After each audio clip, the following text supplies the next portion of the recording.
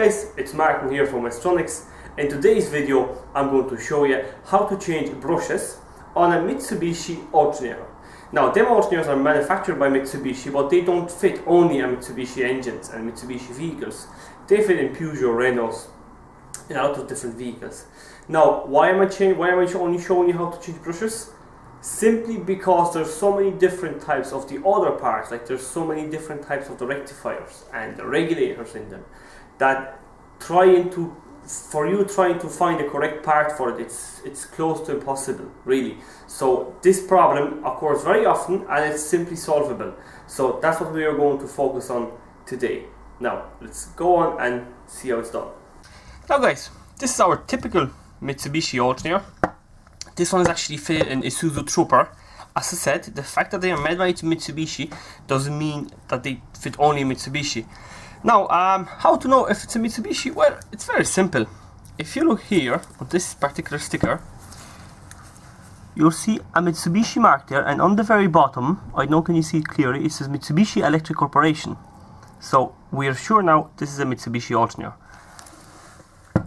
Now, some of them alternators come with the vacuum pumps. As you see, this one doesn't have the vacuum pump at the back, but a lot of them do come with them, like in Pajeros. Now this is a pump with one of them. It's very simple to remove it. If your alternator comes with the vacuum pump, it's usually held by 3 screws. As you see, there's 2 of them here, 1 here. All what you have to do, you just have to mark the vacuum pump, the way how it fits on your alternator. Then take the screws out, shove it out from the shaft, and usually you have the rubber seal here, or it will stay at the alternator there. Remove the seal and keep it safe, not to lose it.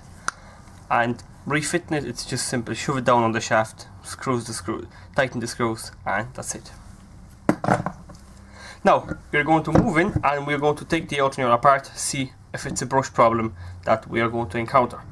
Now, first thing to do, I'd advise you mark the alternator. Just get the screwdriver and just scratch a line across the 2 brackets so you know exactly how it fits. Now this alternator will come apart by removing the 4 screws holding it. See, 2 of them here and 2 of them on the bottom. Now first what we do, we remove them. It's an 8 socket. Now guys, the screws are removed, as you see, they are gone.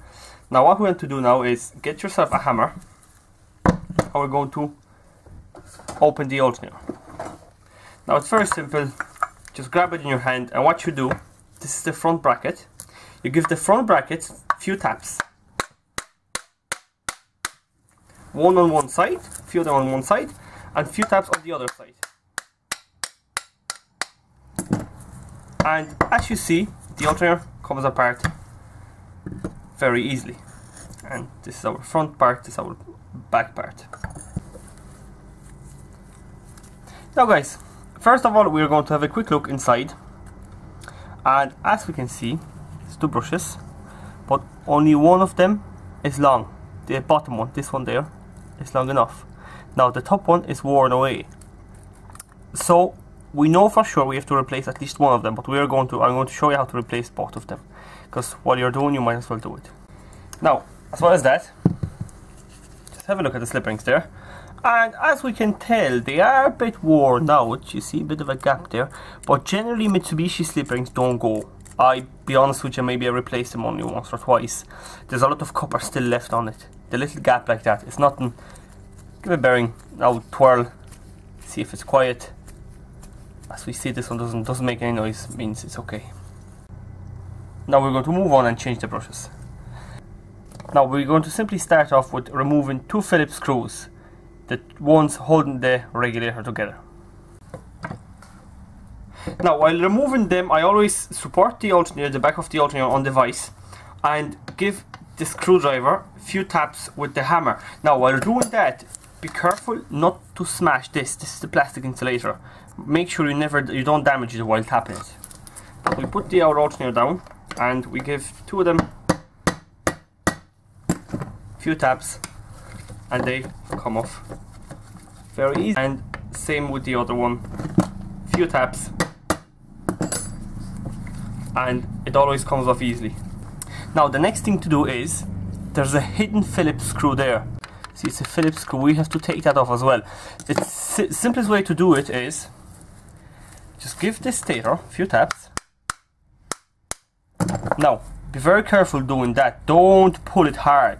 Just pull the stator up and move it away far enough to get your screwdriver down onto this Phillips screw. As you can see, it's lodged right in there. So that's what we're going to do.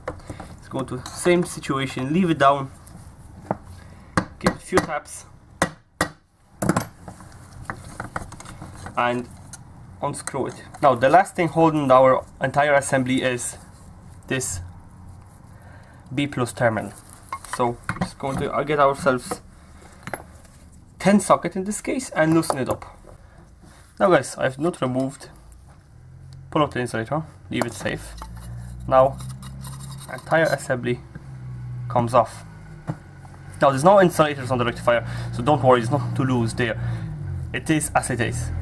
Now I see this alternator was taken apart before. Now usually you have a little slide on over the regulator there, but this one doesn't have it. Someone must have taken that apart before. Now once we have this removed from the back cover, just pull up this cap, little one cap here. There you go. And these are two brushes there. They are soldered in there. They have two little plates and they are soldered there. You can see the bubbles of solder on them. Now guys, you mightn't be able to see much, but what we'll do is we just place our soldering iron over the bubble of solder and just feed it a bit of solder until it melts, and then we just push the brush out from the inside. And as you can see, brush comes out. There's a little steel plate at the back and the spring. That's how the old brush looks. That's how the new one will look, exactly the same. Now we just do the same with the bottom brush. Just bits of solder.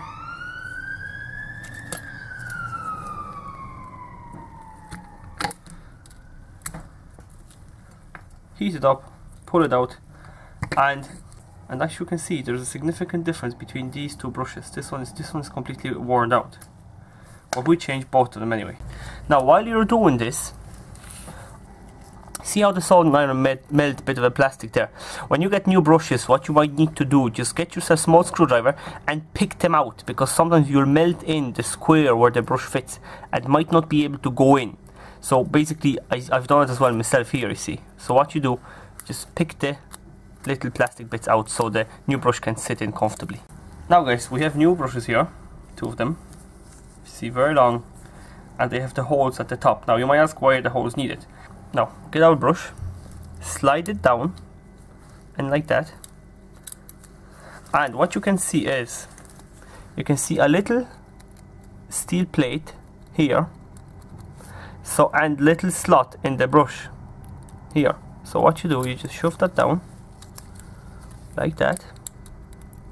Now the brush doesn't have to slide into the slot, because what will happen is when you heat it up with the soldering iron, the slot will go a bit smaller because of the temperature.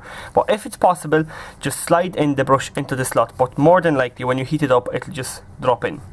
Now other very important thing is, while you fit in the brush, you have to fit the brush so the hole that you see inside there and the brush, if we slide that out, this hole on the brush has to be in line with the little opening there, and as you see, it's not at the moment. So if you look down and this is what you see, you have to take out the brush, turn it around and slide it back in again. See, our hole is in line with the slot there. This is very, very important. This is the most important thing. Otherwise, you will not be able to reassemble the alternator. So always make sure both of them brushes, both of the holes in both of brushes fit perfectly through the slot. Now guys, we have both of our brushes fitted onto the slots. They go perfect by the hole. So it's time to solder them. You don't need much. Just put it down in the vise. And what we'll do, put down the iron, feed it a bit of the solder and let it go down. That's it. Same with the other one. Put it down. Bit of the solder, not too much. And as you can see, both of them are soldered nicely. Now guys, as you can see, I melted a bit of the plastic there off the regulator, but that doesn't really matter. Makes no difference. Once the brushes are fitted, they are fitted. As you see, there's a good connection here, and there's a good connection on the other side. Always give the brushes a little push. Make sure both of them are sitting tightly. And it's time for reassembly now. Now first of all, we have our little cap. Just fit that back onto it. Get our back cover. Match the big hole in the back cover with our positive B+ terminal. Just slide it down. And the first thing to tighten is our B+ terminal. Just slide it down. Make sure it sits down there comfortably. Don't tighten that fully. Just screw it down so the rectifier and regulator will sit down. Now the next bolt is the one which is in the awkward spot inside there. Now the one which is inside there, it's specific because it's long. The ones holding the regulator, which is them two ones there, they are shorter. So this is the long one. Just drop it down there, tighten it, tighten this one, put the two of the regulator ones inside there, tighten the lot, tighten the one at the back, and then we can move on and reassemble the alternator. Now guys, we have everything tightened. We have the stator back in place. As you can see, it sits there nicely.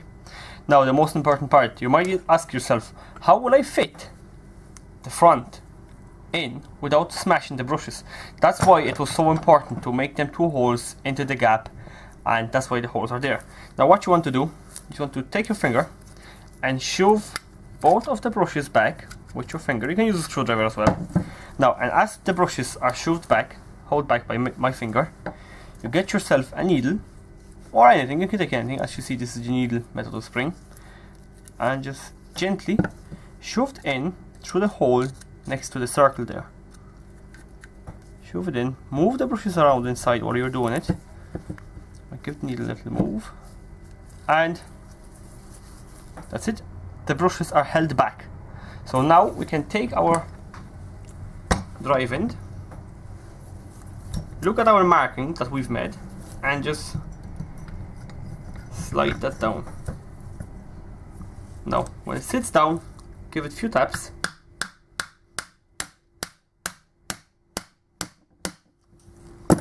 Make sure this matches where the holes go. Pull out our needle. Now what we can do, we put our screws in, all of them inside,